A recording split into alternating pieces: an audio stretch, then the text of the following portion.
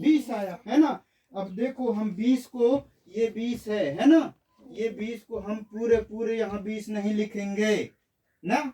हम क्या करेंगे, ये 20 को और ये 3 जब भी बार कितना बार पढ़ेंगे, 4 बार। तो 5 चौके कितना होता है, 20 होता है। कितना होता है, 20। 20 में हम वो 3 बचा था ना, उस 3 को जोड़ देंगे तो कितना हो जाएगा, 4 चौको 16, 4 चौको 16, 4 पंचे 20, 4 पंचे 20, 4 छंग 24, 4 छंग 24। हमारी प्राथमिक शाला मठिया टोला जरहा नेझर अभी कम से कम 5-6 साल से 10 साल से बिल्कुल जर्जर हालत में हो गया।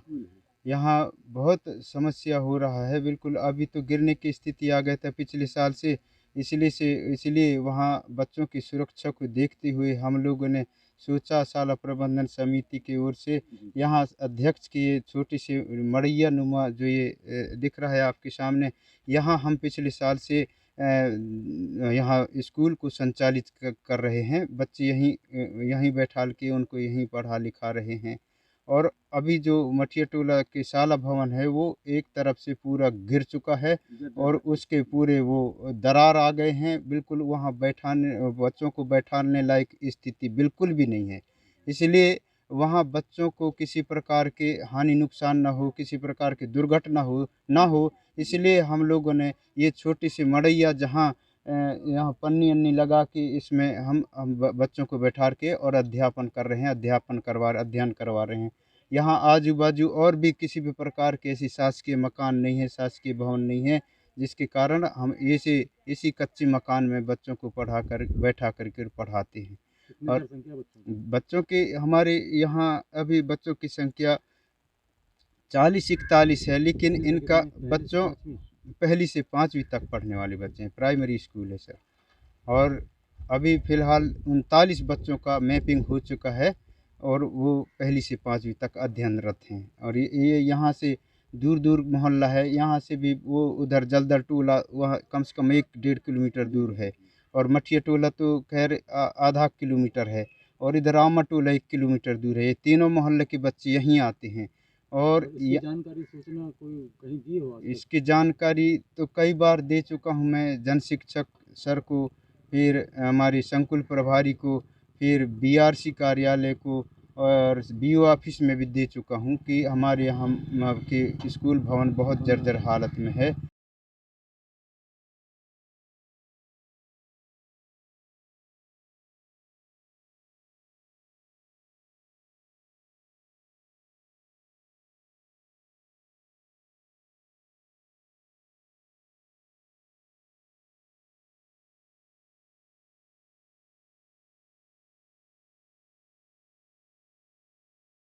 प्राथमिक शाला पनकुटोला कुसेरा है और ये 2004-05 में ये भवन बनी हुई है। अभी की स्थिति में बहुत जर्जर है, पानी टपकता है। 3 कमरे हैं, तीनों कमरों में पानी टपकता है। अभी क्या इंतजाम किए हैं आपने बारिश से बचने ऊपर के? पन्नी डाले हैं। पन्नी डाले हैं? जी। खुद के पैसों से डाले हैं? अब अभी तो खुद ही के पैसे से लाए हैं। और गिरने का भी डर है सर बिल्डिंग? हाँ बिल्कुल गिरने का डर है। यहाँ नीचे के प्लास्टर गिर रहा है। ये लोहे का जो बीच में कॉलम वालम लगाया है आपने? 4-5 साल पहले हमने लगाए हैं। आई सेक्शन कहते हैं इसको। हाँ। ये 2 कमरों में आई सेक्शन लगवाए हैं। क्यों लगाने की नौबत आई थी? ये लेंटर गिर ना जाए ऐसा, इसके लगाने से बहुत कुछ रोक है, अभी तक गिर नहीं पाया है। बच्चे तो डरते होंगे यहाँ खूब? हाँ, ये मौसम जब अधिक वर्षा होती है उस समय में थोड़ा सा डर रहता है बच्चों को भी, हमको भी। कितनी दर संख्या है? 41 है। 41? जी, पहली से 5वीं तक 41 दर संख्या है। तो इसकी जानकारी दी है अधिकारियों को? हाँ, अधिकारियों को भी है। यहाँ से ग्राम सभा में, ग्राम पंचायत से प्रस्ताव 2-3 साल से हम देते जा रहे हैं। कोई ध्यान नहीं दिया अभी तक? अब तक तो स्वीकृति नहीं हुई। माने पढ़ाई प्रभावित होती होगी बराबर? अधिक वर्षा हो गई, बच्चे बैठ नहीं पाते, यहाँ गीला रहता है, ऐसी स्थिति में प्रभावित होती है।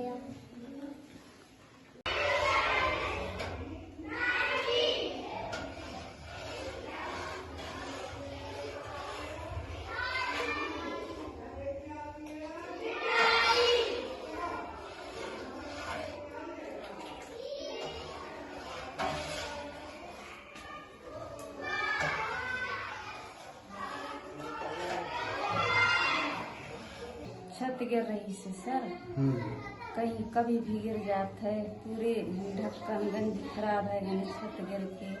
हम पानी आते था या रसोई के अंदर मेरा सकन बाहर निकल के रखते हैं, इतना डर लग रही से, कभी भी गिर टपक सकते, ऊपर देखते रखते खाना बनाते समय, ऐसे स्थिति में खाना बना रही सर जी, बहुत से सारे डर लग रही से।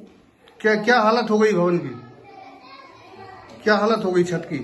या ऊपर लोहा सड़ गए, गिट्टी गिर रही ने, छत गिर रही से, कई छेद दिख रही से, पानी गिर रही से, तूफान आ रही से, पूरे पानी घुस रही से, हर चीज से डर लगता है ना। छत ऐसे ही नहीं आया था, लोहा सड़ गए पूरी। और यहीं खाना बनाती हो आप? जी। दूसरा कोई जुगाड़ नहीं है कहीं और नहीं, बनाने का? कहीं जुगाड़ नहीं है। अंदर खाना चढ़ाए कि गैस चालू करके और बाहर निकल जाता है, ऐसी स्थिति में हम सर जी। और कल ही हम आदिवासी विश्व दिवस यहाँ आदिवासी जिला में मनाए गए धूमधाम से, पर यहाँ की जो शिक्षा का जो व्यवस्था है बहुत विकराल स्थिति है। यहाँ के आदिवासी बच्चों को शिक्षा मिलना बड़ी मुश्किल की बात है। कांग्रेस बीजेपी के कार्यकाल में इसको हमारी बातों को दबाने का प्रयास किया जा रहा है, ऐसे ही आदिवासी जिला में इनके दोनों पार्टियों के द्वारा हनन किया जा रहा है, जिसको इनको सीख ले लेना चाहिए कि भारत के अंदर जो भारत की राजधानी है दिल्ली में शिक्षा व्यवस्था कैसी है, स्वास्थ्य व्यवस्था कैसी है। आम आदमी पार्टी की सरकार से सीख लेना चाहिए, उनको प्रशिक्षण करना चाहिए वहां पर जाकर, तभी ऐसी स्थिति में मध्य प्रदेश के आदिवासी जिला और संपूर्ण जिलों में शिक्षा के स्तर सुधरेगी। क्या लगता है भाजपा और कांग्रेस के जो नेता हैं ये अब तक क्या किए हैं? इतने सालों से शासन चला रहा है। ये लगभग इनके 70-75 सालों से शासन करते आ रहे हैं। मुझे तो इनका जो जितने प्रकार की घोषणाएं शिक्षा के लिए जो दिया जाता है तो ये जुमलेबाजी है, और ये दोनों एक ही लोटे की पेंदी है, कभी ये करेगा तो कभी वो करेगा, ये उसके ऊपर आरोप करेगा तो कहीं उसके ऊपर प्रत्यारोप करेगा। तो ये दोनों पार्टी के जो एक ही तलबे के हैं वे, तो मुझे इससे समझ में आता है मध्य प्रदेश की सरकार आने वाली जो विधानसभा चुनाव में इसका पूर्ण ताकत से आम आदमी पार्टी चुनाव लड़ेगी शिक्षा और स्वास्थ्य को लेकर।